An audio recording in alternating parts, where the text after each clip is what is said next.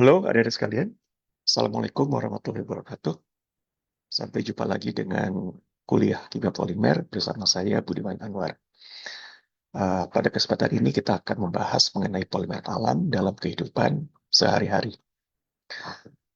Polimer alam atau disebut juga biopolimer itu disintesis dalam sel makhluk hidup dan melalui suatu reaksi kondensasi yang dikatalis oleh enzim. Makhluk hidupnya dapat berupa tumbuhan, dapat juga dalam hewan, ya, atau bisa juga disintesis dalam suatu mikroorganisme. Nah, polimer alam ini merupakan sumber materai yang sangat melimpah, ya. Kemudian juga dia ramah lingkungan, dapat diperbaharui dan berkelanjutan atau sustainable, ya. Nah, sehingga saat ini terdapat kecenderungan global untuk kembali memanfaatkan polimer alam sebagai bahan baku utama untuk menggantikan polimer berbasis petrokimia yang sulit diuraikan di alam, ya, dan juga nanti yang mencemari lingkungan dan juga tidak dapat diperbaharui begitu. Nah, sehingga polimer alam ini digunakan untuk menggantikan polimer tersebut.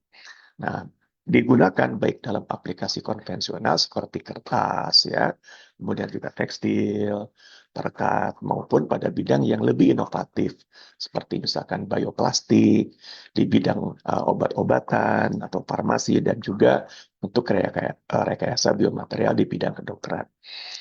Nah, kemudian polimer alam dapat berbasis polisakarida, protein maupun asam nukleat. Berdasarkan sumbernya, polimer alam dapat dibagi tiga. Yang pertama adalah polimer alam yang bersumber pada tumbuhan, ya, atau sumbernya dari tumbuhan. Contohnya adalah selulosa, kemudian starch, dan alginat. Ini semuanya adalah golongan dari polisakarida, ya.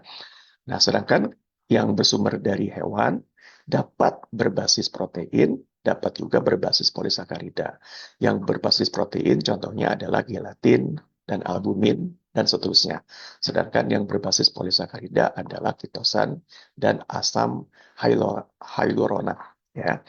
Sedangkan yang bersumber dari mikroba ini dapat berbasis poliester, dapat juga berbasis polisakarida. Yang berbasis poliester contohnya adalah polihidroksialkanoat dan turunannya. Sedangkan yang berbasis polisakarida contohnya adalah asam hyaluronat ataupun bakterial selulose, ya. Nah, ini beberapa contoh dari polimer alam dalam kehidupan sehari. Contohnya selulosa dapat digunakan sebagai serat rayon maupun selofan, kemudian selulosa asetat sebagai membran atau film untuk fotografi. Kemudian ini kitin dan kitosan dapat digunakan sebagai suplemen makanan untuk fat blocker, ya. Ini yang berbasis polisakarida. Sedangkan yang berbasis protein contohnya adalah sel darah merah kita itu adalah merupakan protein, ya. Kemudian keratin itu merupakan molekul pembentuk rambut maupun kuku. Kemudian ada serat wol, ya, dan juga serat sutra. Itu adalah polimer-polimer alam berbasis protein.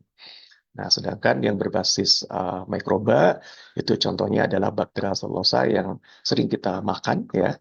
Nata de coco, nah itu adalah polimer alam yang disintesis oleh Acetobacter sillinus.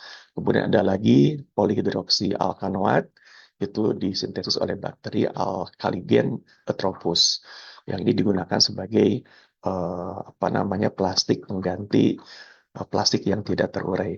Kemudian satu lagi adalah poliasam laktat, ya, yang sangat banyak penggunaannya. Itu monomernya disintesis dari Lactobacillus spp, itu, ya.